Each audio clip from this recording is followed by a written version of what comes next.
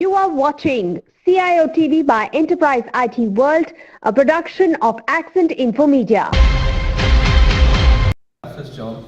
I have 5 panelists and I need to complete in 5. And I think Mr. Akshay should have the most loudest and brightest round of applause because, yeah, he is moderating one of the most awaited panel discussion. All over to you, sir. Thank you so much. And before we start, I just wanted to, quote Mr. Edward Deming, where he says that without data, you're just another person with an opinion, right? And today, if you look at the data-driven world that we are living in terms of the way data is being not only used for various purposes, but also as an enabler, right?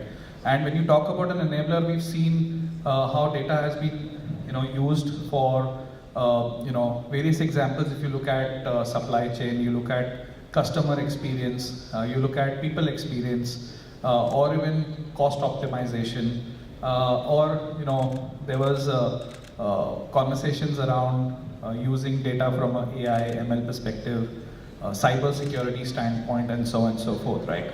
So, my first question to Vinod, essentially is Vinod, we've seen organizations really come along where your organization is really legacy, 75-year-old organization, right? So, it'll be great to understand, at least from a decade perspective, what has been the strategy from a data-driven standpoint.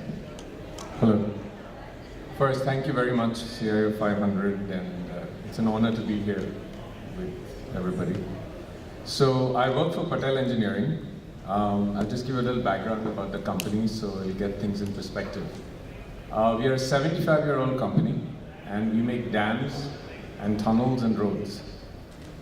So it is a very, it's an industry which is pretty much it usually starts with 2 men in a truck. And it is very informal.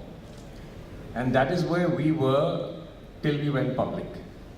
And that's when, in a way, hell broke loose. Because it's very hard to go from a completely unstructured vertical to start getting into something as basic as compliance. Because everything is internal. And suddenly now you have to report everything, not only to SEBI, but to the banks. You start getting answerable to just about everything. So our digital journey actually started as late as 2009 when we started thinking about an ERP and stuff like that. And to counter that, our problem is that we are into hydropower. And the minute you talk about hydro, you talk about the Himalayas. In fact, it's a joke in our company that when we say remote, every time we get a new project, we say, okay, how remote? So it is, we've seen Mount Kailash. So now when we go to another project, we go in this mini plane and now you see Everest and now it no longer excites us because we have to go down into a valley from there. Which is very exciting for the first time, but it's only when you land there and you realize now you have to give connectivity there. So in 2010, when we were actually trying to get data and get our ERP there, we were very proud to say, yes, we're putting an ERP, but how do we connect? So we were working on Parma dishes at the time, where it wasn't just about getting data. I remember the earlier person said something about email. So we used to send an attachment first, send that out, and then worry about sending content. Because if we don't, then you have to send it by aircraft. So that was the state then. And after about 5 years, we realized that we cannot just move forward with our strategy no matter what we do, because we did not have the connections. Now, fast forward about 10 years in, we have real-time data. We talk about giving data, our DPR comes in every day. So what changed? 3 things changed. One is data centers came up, where we could have all our data in one place, where our people could make good decisions because there's one version of the truth. We talked about people, we talked about data, but the problem is, no matter how AI we get, at the end of the day, the data has to be in the hands of the people who need to use it at the right time, at the right place, and in a secured way. Second thing was telecom. So, you would go down to the Himalayas and you'd see you'd see a shepherd girl sitting on a rock and she'd turn around and she'd have an Airtel phone. So it's like the perfect thing. But we did not have data to actually send down the pipe. Today we are talking about 5G. We just inaugurated the Saila Pass tunnel. The Prime Minister did it. And we were sending live feeds from Tawang. That has changed because a lot of our contracts are with the PSUs, right? Gone are the days where you could have dams made in 10 years. Now they want it done in 2 years or 3 years. We have to send data back and forth every single day, sometimes twice a day. That couldn't have been possible without that. And the third thing that has happened around our strategy is because we do large projects, safety. Today monitoring has become way easier. In fact, just yesterday we were talking about can we have AI-enabled security cameras who can check PPs because we work with 10,000 workers on our sites. So all these count to our digital strategy, as even a safety AI-enabled camera is actually a part of our strategy. So that structured, unstructured data we can come to later. But that has been a major shift in our strategy, and the three things are: one version of the truth, we could have one central server where we could all get stuff. Two, secondly, is the telecom itself. And the third thing is the ability to make decisions by giving people information in their hands at all times. Thank you so much, and I'll take a cue from the ability to take decisions. I think, data plays a major role from a strategy perspective. And my next question essentially is to Prince, right? Ability to take decisions, analytics is one of the enablers that has been very popular with a lot of businesses, looking at various perspectives in terms of slice and dicing of information. So, if you could just throw some light in terms of how does data analytics really play a role in terms of the current business processes, and is there a need for a paradigm shift to those processes from a re-engineering perspective? That's an excellent point, excellent question, and I'm going to just pick up where Vinod has left. Again, to put a little bit of context, I come from a high-tech electronics manufacturing enterprise. So we are serving industries which are Fortune 100, Fortune 200 companies who are already leading or leaders in their own domain. And when we are building components for them, it's a different ball game where you need to catch up with them. You need to make sure that the standards that you're following is something that they're able to sign off and accept. So when we are trying to work in that sort of an environment, we have to show ourselves to be a little bit better in terms of earning their trust, maintaining their trust, and ensuring that when they give any work to us, which is usually building something which is very sensitive, very confidential, very intense and complex in terms of the technology that goes into it. We use a term called, we do everything that is low mix, high volume to high mix, low volume. The mix part is the amount of technology that goes into the component, and the volume is the volume in the production line. So it may be an order of 100 quantities, it may be an order of 2 million quantities. So the way we need to analyze and look at the data for each of this context is different. So when you come to a scenario like this where we need to be a little bit ahead of the game, for us, we've been in business for about 30 years. So we've got factories that are still running in a purely manual sense, and we've got our latest factories which is now Industry 4.0 integrated, machine connected, and it's IoT enabled. In fact, the new machines, you don't need to have IoT because it's already built in, it's able to talk to systems. So when we try to bring together all the data from all these areas, it is actually a little bit complex. So I have to say that it's not like we can crack this code and say that we have solved the problem. But with the new set of factories, the ones we are trying to take it towards lighthouse kind of environments, there we find that we are able to define a sort of a standard, and we are able to try and cascade this down as the others also come up. But the challenge with data again is, the requirement also goes from units. They all have their own targets, they all have their own business priorities, they all have their own customer sensitiveness to address. In which case, the leader of that area would be looking at, I want to have this information. But there is no consistency between the 26 odd facilities that we have. So the leader in one and the leader in the 26th one may have a little different perspective.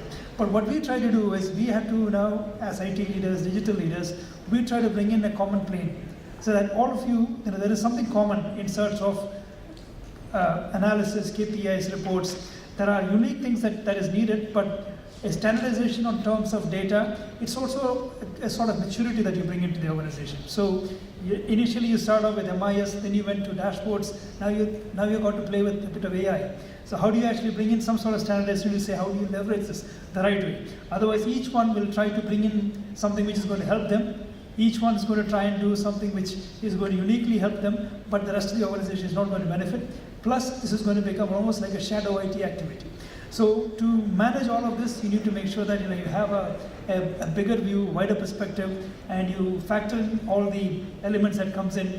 And the challenge is that when you have data sources which is going to be from Excel sheets all the way to ERP systems and every other system that we have built in, plus external systems, you've got a complex world to try and build that whole aggregated data lake or data universe to work from.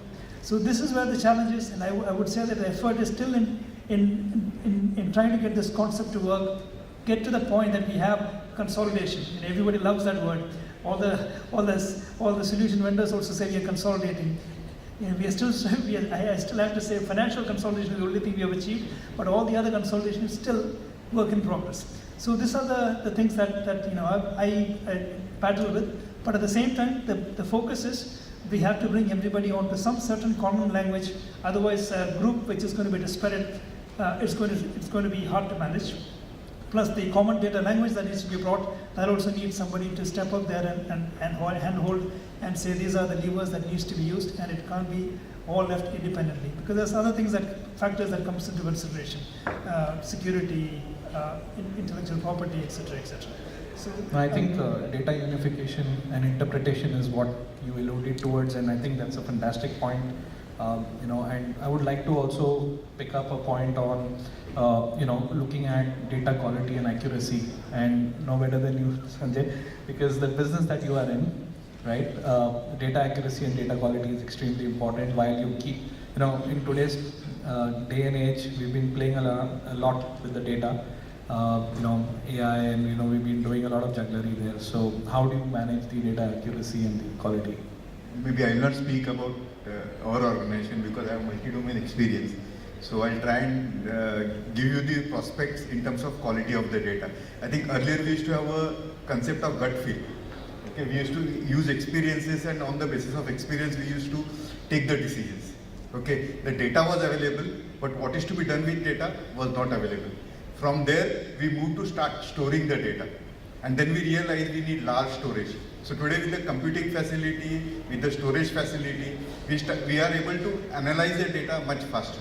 And we always get structured data, unstructured data. It can be through WhatsApp, maybe a sound, maybe it can be on your text format or SMSs, and then consolidating them, and what our friend Prince told just now, that making it standardized is becoming a critical job to us. Storage, thanks to cloud, we got a huge storage available today. I can consolidate the data and put it. But one of the major challenges we face is whether whatever we got is a quality data or not. So how to get that?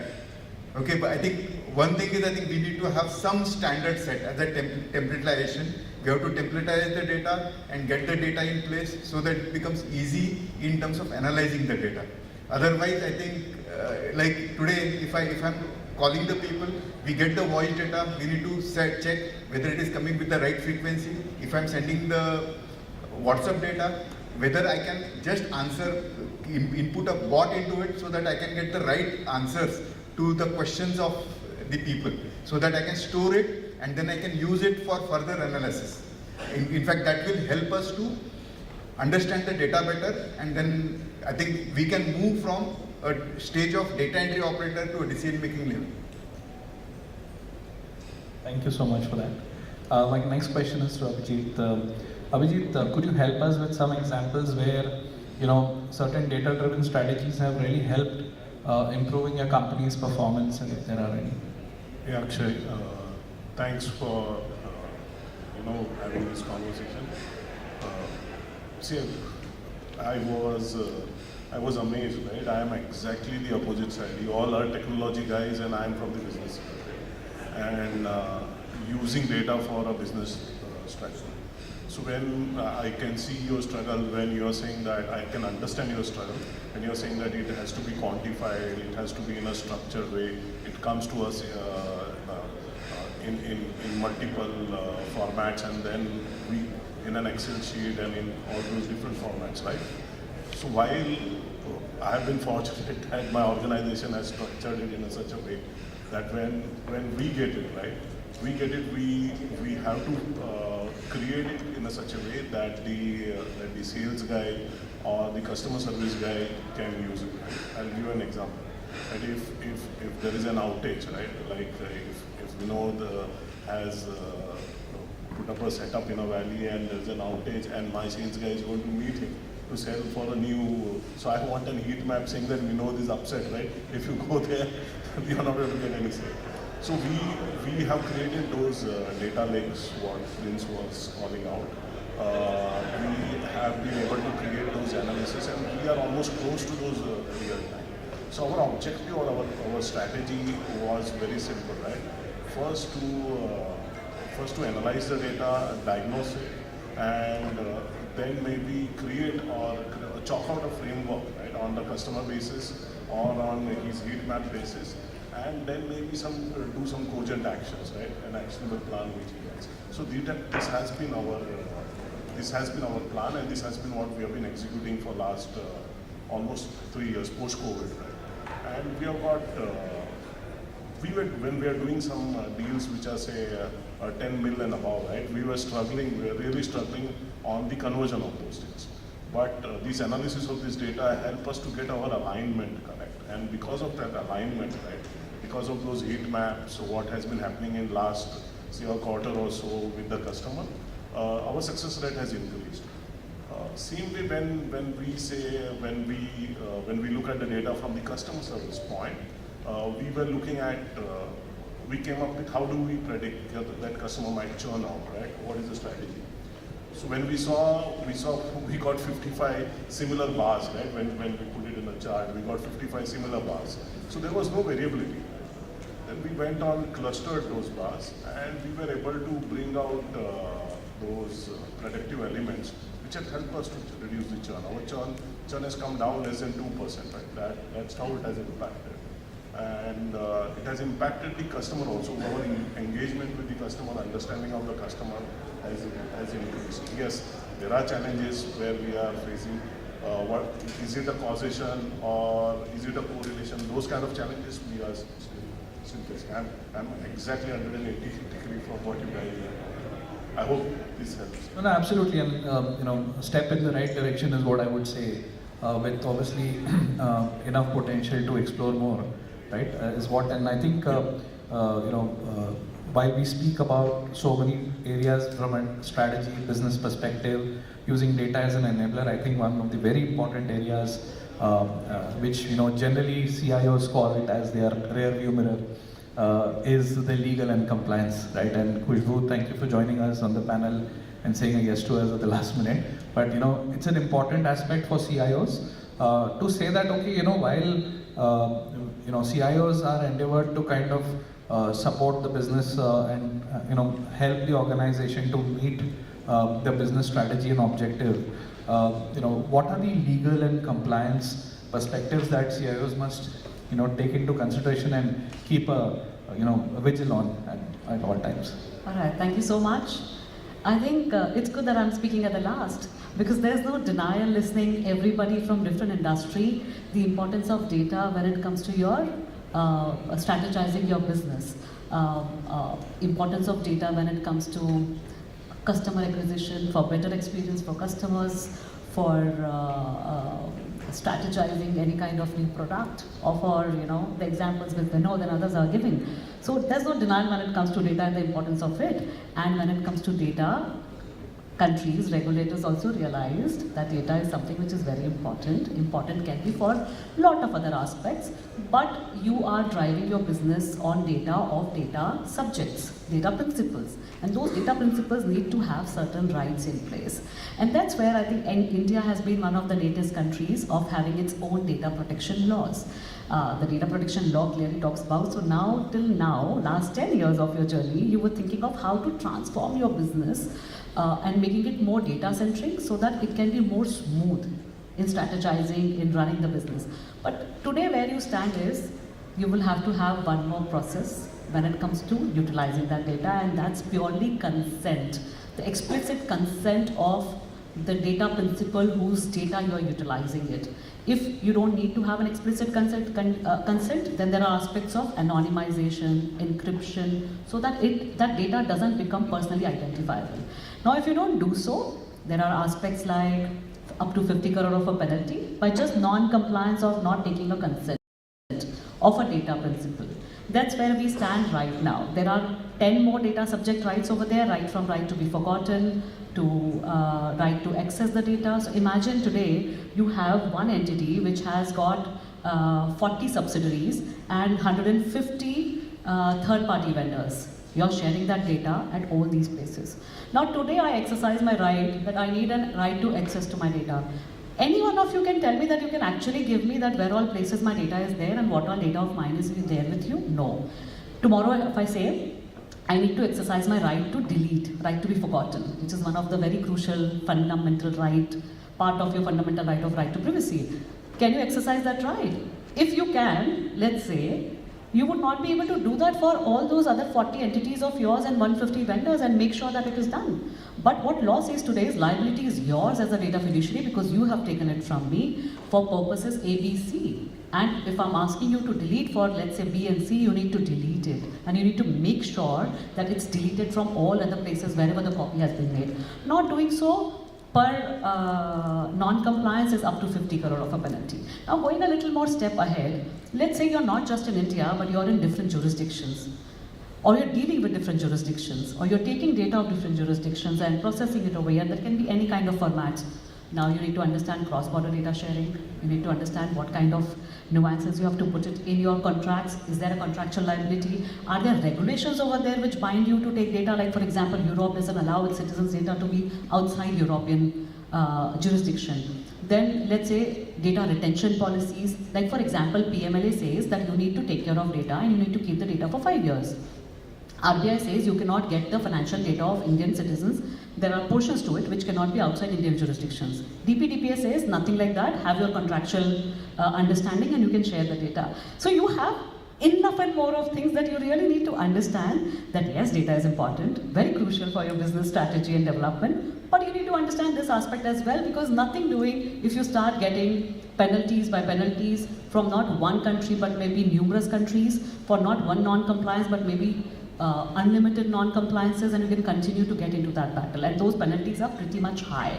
And not to forget that from these penalties goes the aspect of reputational loss. So I think that's the area I think all of us have to understand when you are navigating this space, that make sure that you implement all these things. Everybody talks about privacy by design, so I think we need to start inculcating all these compliances and take these compliances a little more strict. We don't see penalties coming today. Same thing happened with the GDPR. It took almost 2.5 to 3 years for them to impose first penalty.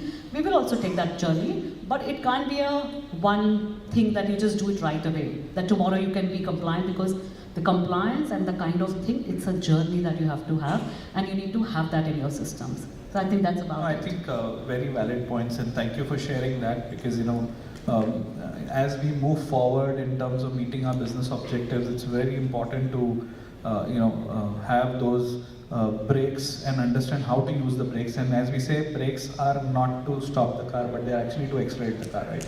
And I think a legal and compliance perspective is extremely important, and rightfully put so, because you see so much of data moving through its own life cycle, right from creation to archival to deletion in various forms, right? So that insight and discovery at all times is very important. Thank you so much for that. I'll just take a cue from what you mentioned and just extend the topic a little bit on security, while we want to focus on data and business strategy.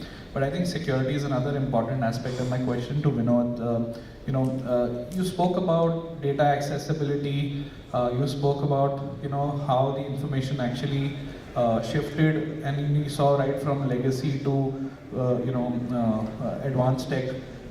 In terms when the turnaround time from a business perspective also really significantly improved, right? So while having said so, you also have a lot of third-party contracts. You mentioned public sector and things like that. What are the checks and balances one really needs to maintain from a privacy perspective, and also making sure that data confidentiality is also maintained, security is also maintained while you kind of go ahead and make use of the data? Yeah. So the main thing around my core strength, what I actually leveraged myself into IT was usability, human factors, and design thinking. So at the core of it, no matter how you cut any part of information, and the source could be an automatic source like an IoT, or it could be generated in a book. At the end of the day, the first thing we need to find out is who needs that data, not wants that data. If we define that, I think 90% of our problem is solved, because zero trust starts with the fact that it's very objective. Like our esteemed panel said, that no matter what security you put into it, it's the human factor that comes into play. And if you understand the human factor, 90% of the time we get through stuff either because we don't want to offend somebody. I want to give access to a particular large system because he's going to feel bad because he didn't get access as an admin because somebody else has access. So when you get objective and you create a persona and you start defining your users based on their job descriptions and put a speck of scope around what they should have, if they should have it, how long they should have it, and where they should have it. Because a lot of data doesn't need to sit with you. If you went back, I mean, the whole Bitcoin led to blockchain, right? The whole idea is banks don't need to have my data. They don't need to have my Aadhaar card to get an account. They need to access a central ledger which validates me. Like DigiLocker or DigiYatra, I think is doing the same thing. I'm not too sure. So the part of security that we looked at, we went back, like we have 75 years of data sitting in a warehouse, which is unstructured. And we have put people and rights and permissions in place, but again, the slip-ups are more because the matter of urgency. We have, the side effect of our business is arbitration. So coming back to you, is that right now I'm worried about DPP. Because arbitration is a very simple thing. I was explaining to him that if I have to build this building and suddenly there's a sinkhole here, I have to continue doing the work because I have 500 people. But I will not, because if he says don't proceed, who's going to fit the bill? So I get a letter from the PSU saying, yeah, go ahead. But they will come back to this case after 10 years.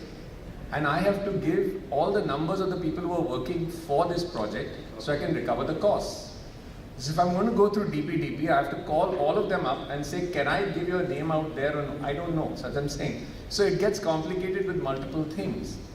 Internally, what we have achieved so far, we just went live with Rise on SAP on HANA, which is the cloud version of the latest offering of SAP. The minute we decided to do that, we had a fantastic opportunity to look at where we were and where we want to be.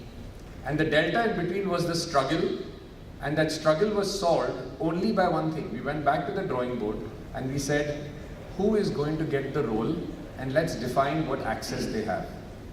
And 50% of our problem of security went down the tube. The other part was where we could use technology, like two-factor authentication, permission-based access to information. So ours is a very steel-collar job. We don't call it blue-collar, we don't call it white-collar. Because today, thanks to our country progressing, we have our second generation of the underprivileged who now go to school and they come to engineers, they become civil engineers and they come to our sites. So they are no longer blue collar who could do the job, but now they talk about working on earth moving equipments, working with touch screen and talking about SCADAs giving information directly to us. They operate on stuff like this now.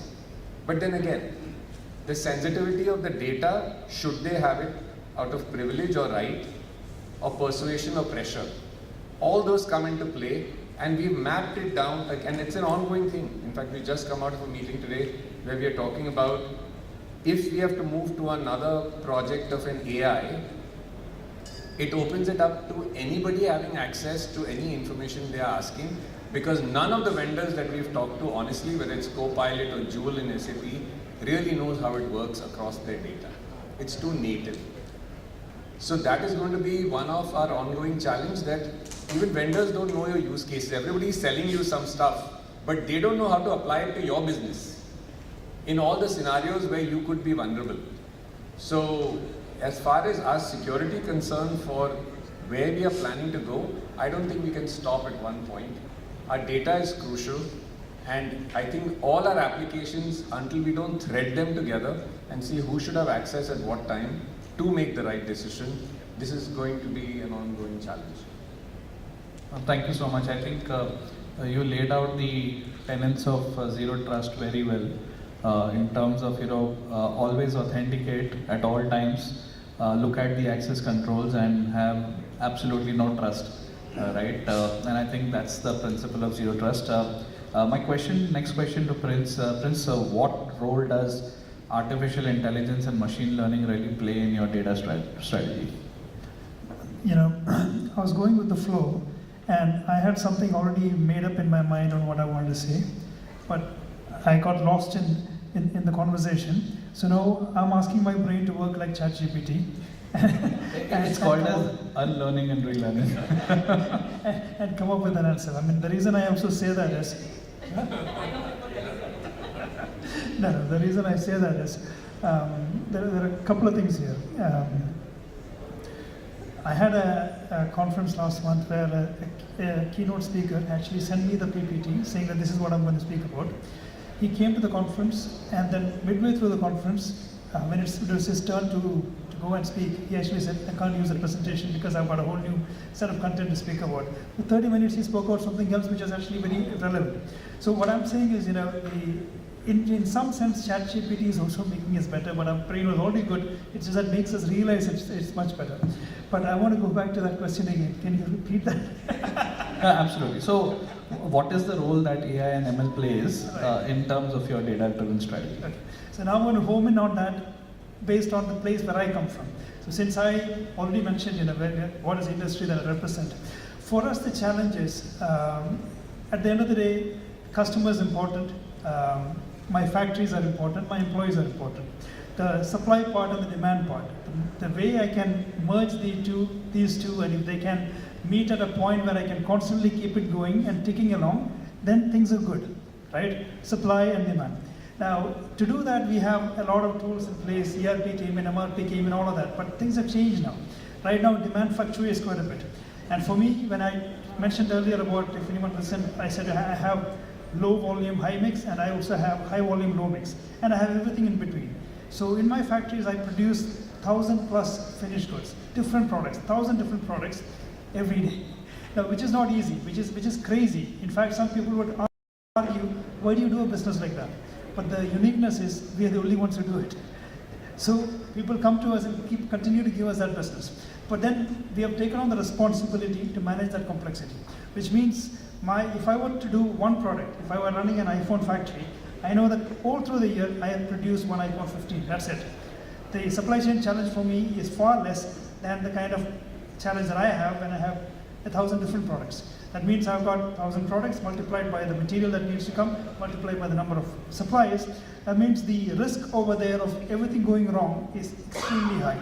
So for me to manage that, the current amount, the way we do analytics is just not enough. And we also need to be able to say, we give promises. There's something called, you make some customer promises saying that I'm going to be delivering this number of units. But what's the level of accuracy that we can, we meet? At the moment, the current numbers are actually quite low. I don't want to state it out because you will start judging my company. So what we did is, there are parameters that all comes in and helps us to create a prediction model. So we worked with the university, we worked with a team of experts, and we created an AI model that says, here is my accuracy on this prediction. And it seemed to be about 80% right. But the thing is, everything is changing. The variables that we are working with is just too complex. So we know that that's an area where AI can help us, because manually, the way we are doing it now, we are falling short of what needs to be done and how to optimize. So optimization on the supply chain side, an incredible opportunity area. The other one is, when I mentioned I have 26 factories, each of these factories have hundreds, thousands of equipment. Now, it's like, if you look at a hotel or if you look at an airplane, if the flight is taken off with one empty seat, that is one empty seat's revenue you'll never get back in your life. If a hotel room it's got one empty room today, that is one revenue lost forever. So the objective for them is fill every room, fill every seat. For us is keep every machine running. Keep every machine running all the time. That's when we make the most money. So my capacity utilization part, when I have this sort of changeover on one machine, I do 3 products in one day. That means I'm actually making my life crazier than crazy. So how do I manage that? That's where I need to have some intelligent way to do scheduling, advanced planning, advanced optimization, where all these resource centers can be pulled in together. Right now we do it on Excel, we use certain tools, still we have gaps. So we know there's if I make 1% improvement, I'm probably talking about a huge impact on my bottom line and top line. So that's another area. The third one is we do a lot of things in the new product side. But more than that, the other part I want to come to is, when we started doing this for customers, we also come up with new business ideas. So when we started working with a customer who said, you're building a very unique product for us, can you also build testing equipment to test this for us? So when we started doing this for hundreds of customers, we realized that we are actually quite good at building testing equipment. Right now, the premium phone manufacturer in the world, I can't take the name, but they have actually contracted us to say, can you test a component for us? Build the entire thing to test it. And that's a business. Now that business is bigger than my design as a service business. So there are opportunities that comes from using your intellectual property, figuring out that there's a template, there's a way that you can process it and turn it into something more of an ROI-based, outcome-based competency, and that's an opportunity as well. So I hope that kind of. I think these are, such tangible and so practical examples.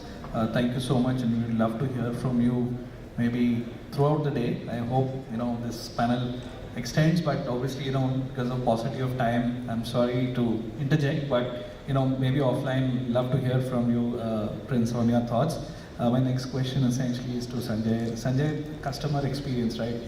Satish, my bad, sorry. So you have customer experience. So could you give us some examples of how do you use data to improve your customer experience? Of course, turnaround times and other things which may be a part of the customer experience.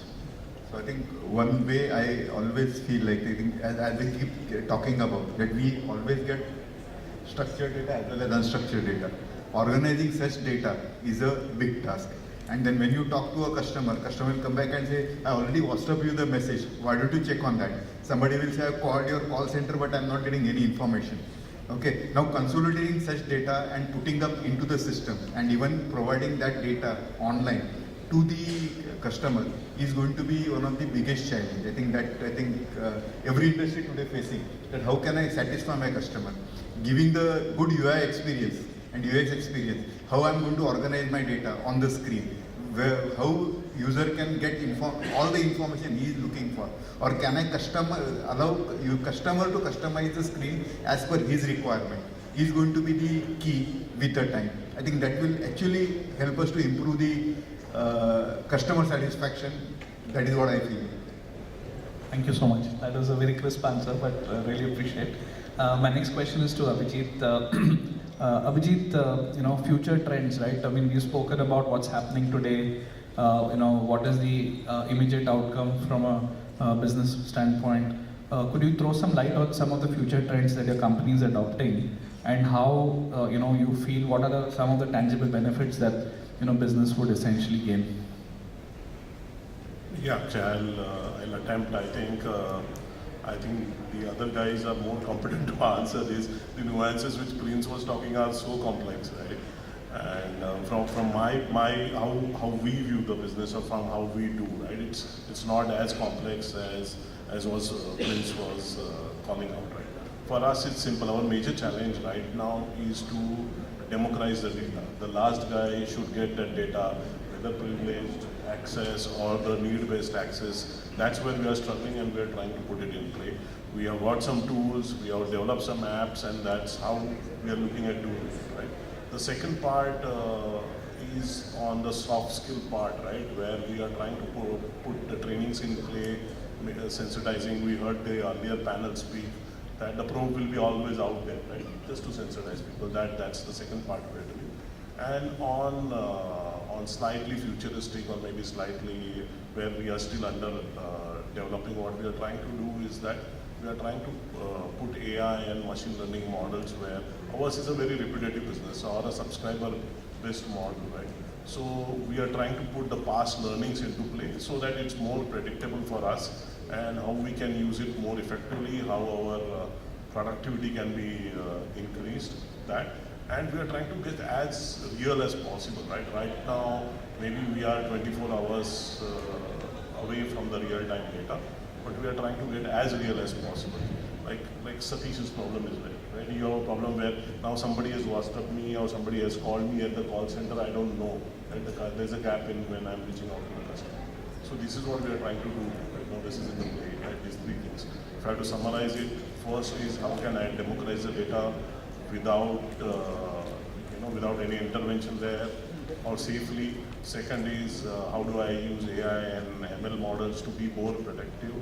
And third is how I can get it real time, right, as fast as possible in a structured way and I can throw it back. Fantastic. Thank you so much for those examples. Khushbu,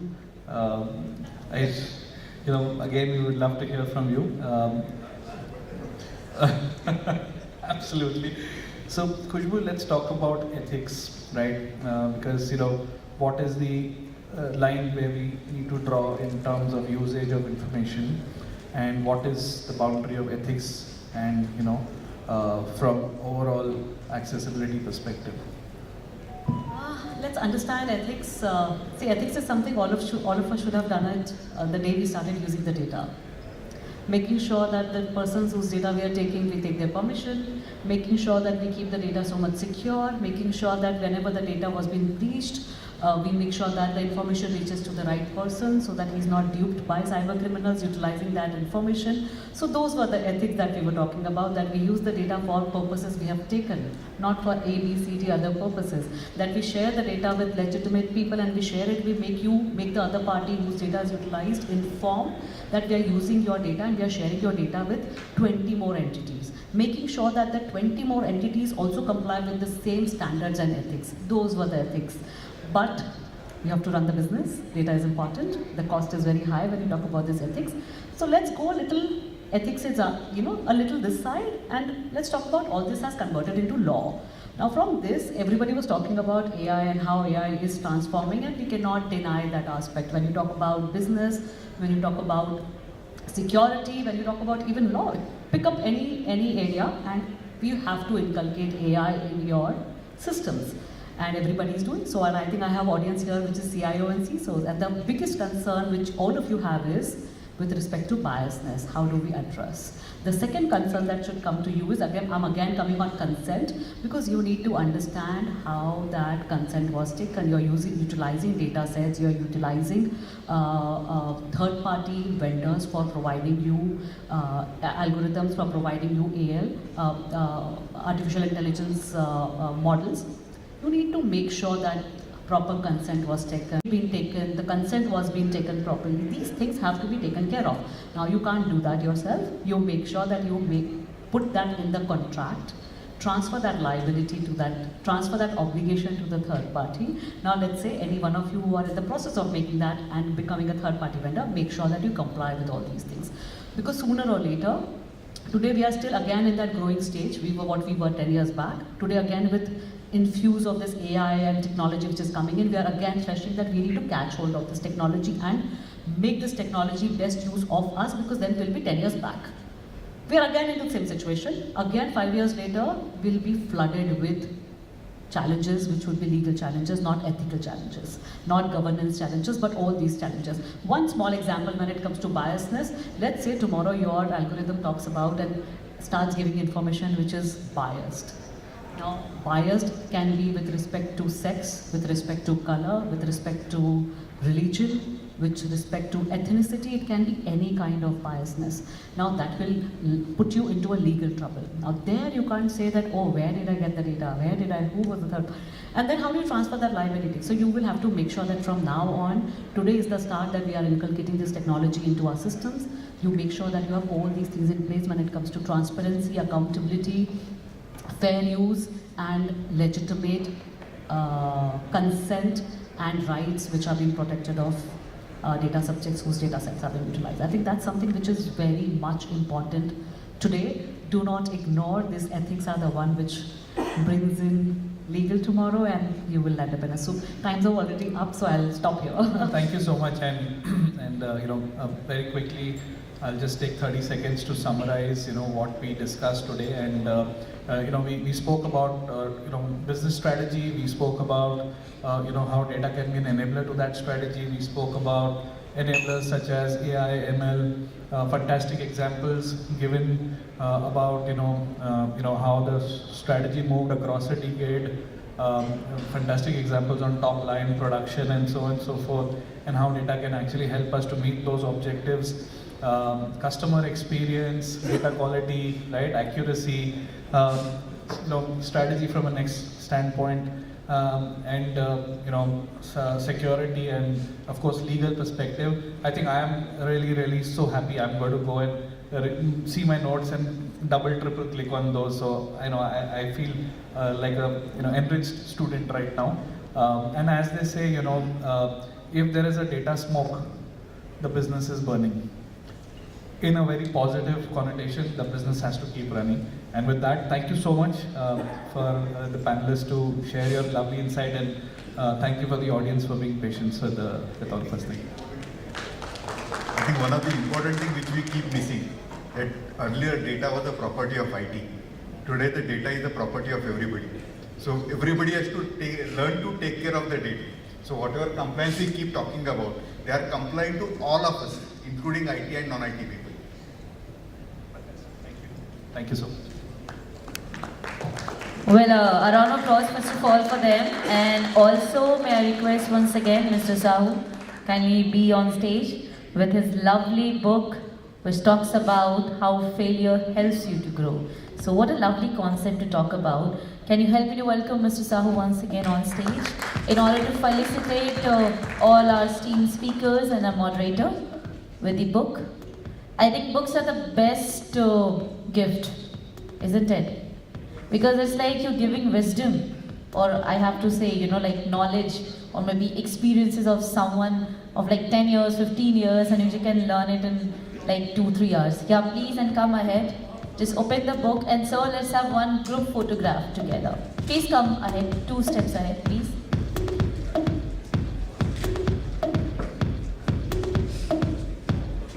How many of you got the book from the stall also? You got it? Lovely. Anyone else? So you got it? So if you are a book lover, bookworm like me, don't miss it. Please go and collect the book with the autograph of our wonderful author. Let's have one picture, and then we will proceed towards the next session, ladies and gentlemen.